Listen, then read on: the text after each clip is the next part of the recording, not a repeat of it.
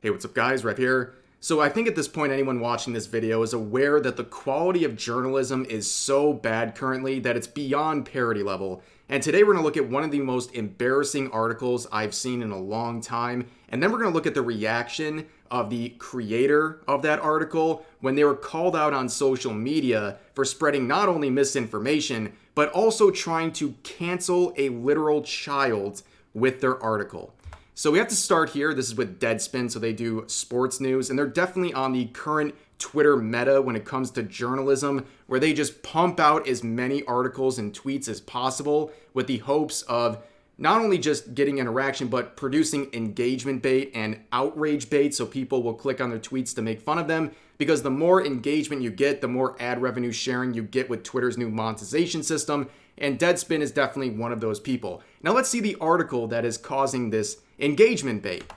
Well, it says the NFL needs to speak out against the Kansas City Chiefs fan in blackface native headdress. They're doubling down on racism. Are you going to say anything, Roger Goodell, who's the commissioner of the NFL?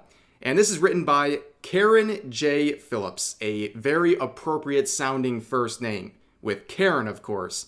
Now, this article would be absolutely blasted. I mean, number one, it's filled with misinformation, but remember, we're trying to cancel a child attending a Kansas City Chiefs football game.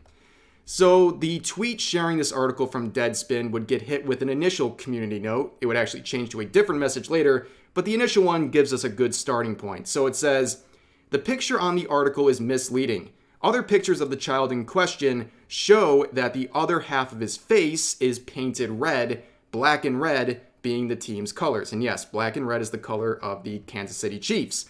Now here is an actual picture of this kid in a frontal view where you can see both sides of his face. One painted black, one painted red, just like the colors of the Kansas City Chiefs. And you can see down here Elon Musk bumping this thread, say what you want, but he's not wrong here. But this interaction between these two accounts would cause people to get very upset. And you have this user saying, guy named N-Wokeness. It looks like this kid was doing one racist costume, but he was actually doing a different racist costume. Richest man on earth. I was today days old when I found this out. You, sir, have won internet. Someone get this man a cookie. So, as much as I like to make fun of the Reddit incarnate that is Elon Musk, like what's wrong in the situation? This is not anything that is racism, and we're going to get to some reasons later in this video as to why this is even more ridiculous to claim as an act of racism. But let's start with this next tweet right here. So the article would then get another community note that's actually a little more detailed, and it addresses this blackface accusation, saying blackface is the use of dark makeup to mimic and exaggerate the features of black people in order to ridicule them. This fan's face is painted red and black to support the Kansas City Chiefs. Face paint is a popular practice at NFL games and is not related to blackface. Now, you might have noticed up here that they reposted this. They retweeted this article after they got fact-checked. They are doubling down on this after they've been exposed as being massive hypocrites and also spreading misinformation to basically paint a different picture than what is actually happening, all to the expense of this kid, by the way. But it would get worse. So other journalists would report that the young Kansas City Chiefs fan that Deadspin tried to cancel over false blackface and racism accusations is in fact Native American. And the reason why people, or like, for example, the author of this article were claiming that the red portion made it worse is because that was, they allege that is the equivalent of blackface for Native Americans, the red paint.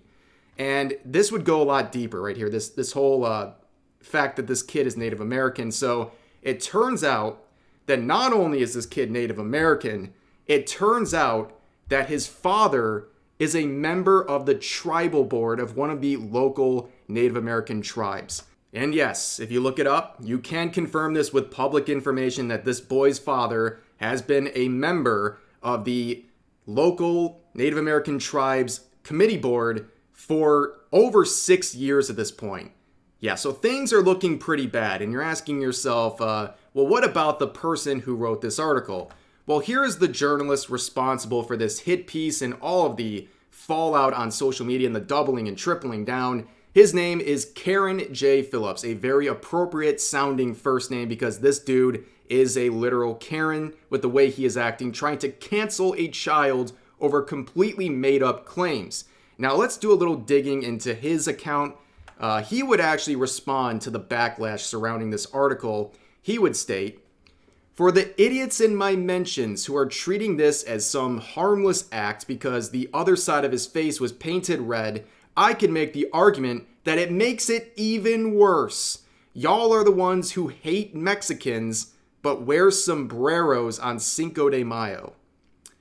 Okay, that last part seems like a bit of projection. What does that have to do with absolutely anything? Like, why is your mind thinking about these things?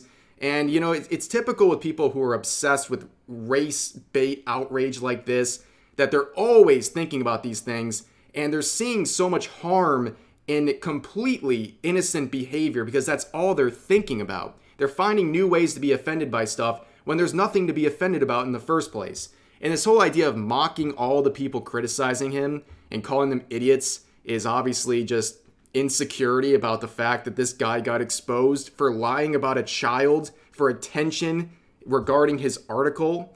And this idea of the red making it even worse. Explain to me how that makes it even worse. It just confirms the exact reasons why you're wrong about this whole situation. But of course, they talk very tough. But they would end up deleting this tweet. In fact, this tweet was only limited to people that he followed or mentioned in the first place. So that led to the only valid response, which would be quote retweeting. And as you can see, this tweet has 13 million views before it was deleted. Not even 1,000 likes. And over 10,000 quotes dunking on him. It was absolutely brutal and satisfying to watch this happen in real time. However, people did some more digging on Karen and found some more interesting tweets from their account. This one saying, "I'm from Saginaw, spent a lot of time in Flint, Michigan. I've never seen this many white people in Flint in my life. It's concerning." Yeah, I don't think I need to explain why this tweet is eyebrow raising, but when you're thinking about someone like Karen over here who's obsessed with these sorts of things, it's hardly surprising that you would find a tweet like this. I mean, it seems like it happens every single time. And as it turns out, they wouldn't just double and triple down, they would quadruple down. This tweet was made only a few minutes before I recorded this video, in quotes with a picture of the original article saying, "Please keep in mind that the decisions made by individuals or families in our community are their own and may not reflect the views of the broader tribal community." As this, like, is this supposed to absolve them or something? Like, it only makes them look pettier because, again, they're continuing this narrative and trying to push that they were never wrong making this article, and they even shared the original side profile that got them in trouble in the first place. But it's ridiculous, and you can actually see the parents of this child reacting on social media. And here's the mother tweeting, "Odd to see my child on Fox News, relieved that most people stand behind us." And yeah, that's pretty much the collective. Like 99% of people stand behind this kid and what he's doing. And the only people angry about this are the weirdest of weirdos on social media. But hey, we're not surprised by that. But that's going to do it for this video. Another example of terrible journalism. And this time, at least the person responsible got dragged pretty hard. And you'll love to see it because, you know, journalists should be held accountable for this stuff. And it should happen more often. But that's going to do it for this video. I hope you guys all enjoyed. Please share all of your thoughts about today's topics in the comment section down below. And I'll see you guys next time.